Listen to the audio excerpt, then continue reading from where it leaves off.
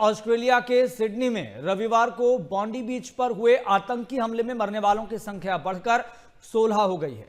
मरने वालों में एक 10 साल की बच्ची और एक इजरायली नागरिक भी शामिल है। इसके अलावा 45 लोग घायल हुए। वहीं पुलिस ने बताया कि बॉन्डी बीच पर हनुक्का फेस्टिवल मना रहे लोगों पर गोलीबारी बाप बेटे ने की। बताया जा रहा है कि फायरिंग करने वाले बाप बेटे दोनों पाकिस्तानी मूल के हैं। वहीं पुलिस ने 50 साल के पिता साजिद अकरम को मौके पर ही गोली मार दी, जिससे उसकी मौत हो गई, जबकि 24 साल का उसका बेटा नवीद अकरम अस्पताल में गंभीर है, लेकिन हालत स्थिर बताई जा रही है। वहीं पुलिस के मुताबिक साजिद अकरम के पास 6 बंदूकें थी। वहीं गोलीबारी के लिए निकलने से पहले बाप बेटे ने अपने परिवार को कहा था कि वह मछलियां पकड़ने जा रहे हैं। अकरम अपने परिवार के साथ एक किराए के घर में रहता था। वहीं इजरायली प्रधानमंत्री बेंजामिन नेतन्याहू ने ऑस्ट्रेलियाई सरकार की नीतियों को हमले के लिए जिम्मेदार बताया। नेतन्याहू के मुताबिक सरकार की नीतियों ने आग में घी डालने का काम किया है।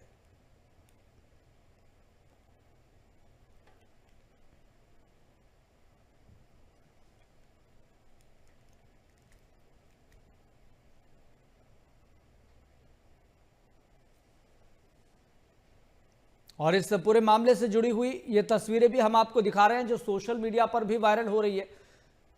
तो ताबड़तोड़ गोलियां चलाई गई बाप बेटों की तरफ से, जो कि पाकिस्तान के मूल के रहने वाले बताए जा रहे हैं। और इस पूरे मामले को लेकर अब इंटरनेशनली विवाद छिड़ गया है। ट्रंप की तरफ से भी बयान दिया गया था।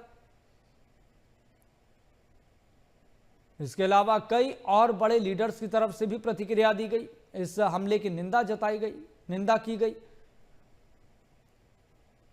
और वो ये तस्वीरें वायरल हो रही हैं कि कैसे इन 2 शख्स ने ताबड़तोड़ गोलियां चलाई। जो सेलिब्रेट कर रहे थे, जो त्योहार मना रहे थे, उनको नहीं पता था कि अचानक से 2 शख्स आएंगे और ताबड़तोड़ गोलियां चलाएंगे। चलिए सीधा रुख कर रहे हैं हमारे संवाददाता नितिन धीमान का। नितिन, इस पूरे मामले में अब तक कई खुलासे हो चुके हैं, लेकिन कई बड़े वर्ल्ड लीडर्स की तरफ से प्रतिक्रिया सामने आई है और यह मामला पूरी तरह से गरमाया हुआ है। देखिए, ये क्योंकि जिस तरीके से कई देश और कई संगठन इजराइल के खिलाफ हैं, और खास करके इजराइल का जो युद्ध था, चाहे गाजा के ऊपर हो या ईरान के ऊपर हो, उसके बाद से कई देश उसके यहूदियों के खिलाफ हैं। तो नेतन्याहू ने भी बयान दिया है कि पहले से ही ऑस्ट्रेलिया को हमने अलर्ट आगाह किया था कि इस तरीके का हमला हो सकता है, लेकिन ऑस्ट्रेलिया एजेंसी की तरफ से कोई भी इसके ऊपर कार्रवाई नहीं की गई। दूसरा, इसके ऊपर क्योंकि जिस तरीके से पाकिस्तानी कनेक्शन सामने आया है, तो ये बताता है कि पाकिस्तान का चेहरा इंटरनेशनली तो पहले से ही बेनकाब था और भारत के खिलाफ तो रणनीति बनाता ही रहता था। अब दूसरे देशों पर भी इस तरीके की चीजें होने लगी हैं। इससे पहले अमेरिका में जो सबसे बड़ा हमला हुआ जी, उसका 9/11, उसका सूत्रधार ओसामा, वो पाकिस्तान से पकड़ा गया। और अब ये दोनों बाप बेटा आतंकी, ये भी पाकिस्तान के कनेक्शन के बताए जा रहे हैं। तो कहीं ना कहीं पाकिस्तान का चेहरा इस पूरे मसले पर साफ हो गया है।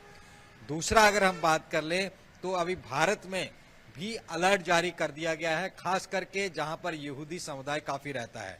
अगर हम दिल्ली की बात करें तो चापड़ हाउस, जहां पर यहूदी समुदाय मिलते हैं, प्रार्थना करते हैं, उनकी सुरक्षा बढ़ा दी गई है। बेंगलुरु में सुरक्षा बढ़ा दी गई है और मुंबई में सुरक्षा बढ़ा दी गई है, क्योंकि इन इलाकों में काफी ज्यादा संख्या में यहूदी समुदाय रहता है। दूसरा, इसमें क्योंकि जिस तरीके से आतंकी की घटनाएं और ऑस्ट्रेलिया में इस तरीके की चीजें होना, यहूदियों का एक त्योहार हनुक्का, ये 8 दिन का त्योहार होता है और कहीं ना कहीं इन दोनों आतंकियों को इस चीज का पता था कि इस दिन बॉन्डी बीच, क्योंकि सिडनी का बहुत मशहूर बीच है, वहां पर लोग जुटेंगे और ये इस मौके का फायदा उठाकर उन्होंने मास शूटिंग कर दी। हालांकि ऑस्ट्रेलिया में नियम काफी सख्त है, तो ये भी जांच की जा रही है कि ये गन्स कहां पर आई, क्या आईएसआई की तरफ से ये मुहैया कराई गई थी या किसी और आतंकी संगठन की तरफ से।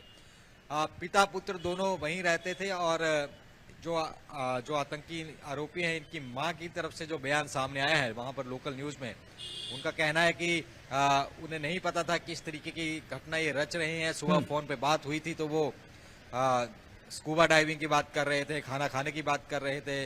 तो ऐसे में ये अब लगातार जांच की जा रही है कि ये पिता पुत्र किसके संपर्क में थे और कहां से इन लोगों का ब्रेन वॉश हुआ, सिडनी के अंदर कहां से असला लेकर के आए, ये तमाम चीजें अभी जांच की जा रही हैं। और साथ ही में ये भी देखा जा रहा है कि किस तरीके से यहाँ अब आतंकवाद, पाकिस्तान का आतंकवाद अब भारत या पड़ोसी अफगानिस्तान पड़ोसी देशों तक ही नहीं रहा, सिडनी तक पाकिस्तानी आतंकवाद पहुंच चुके हैं। तो अब दुनिया भर में पाकिस्तान को बेनकाब करने का एक और उसका सबूत सामने आया है, क्योंकि भारत हमेशा से यूएन में मसला उठाता रहा है और जो पाकिस्तान का साथ देते हैं, खास करके हम बात करें इस्तांबुल की, टर्की की या बाकी अन्य देशों की, तो वो खुलेआम जब ऑपरेशन सिंदूर हुआ तो पाकिस्तान का समर्थन करते नजर आए थे, चीन की।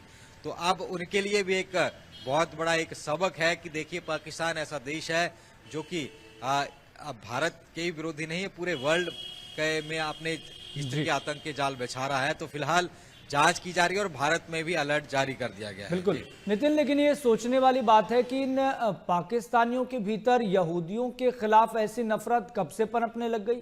ये तो इस तरह का पहला मामला सामने आया एक तरह से।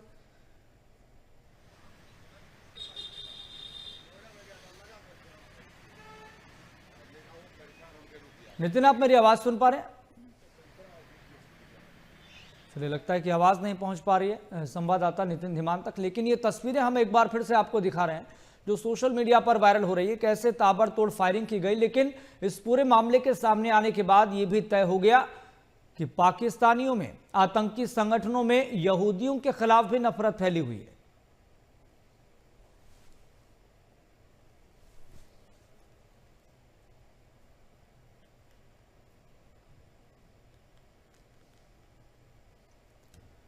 तो आतंकियों ने यहूदी त्योहार हनुक्का के दौरान ये फायरिंग की थी और खबरें तो ये भी आ रही है कि एक जगह पर यहूदी बड़ी संख्या में इकट्ठा होंगे, इस तरह की जानकारी थी।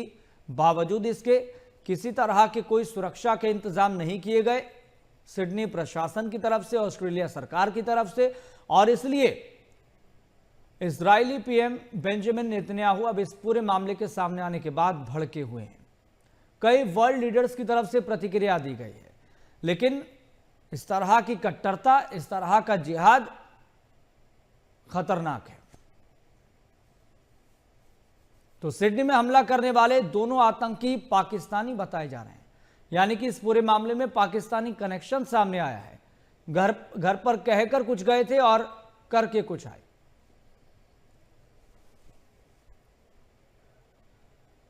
तो अब तक 16 लोगों की मौत की खबर है और 40 के आसपास लोग घायल हुए हैं।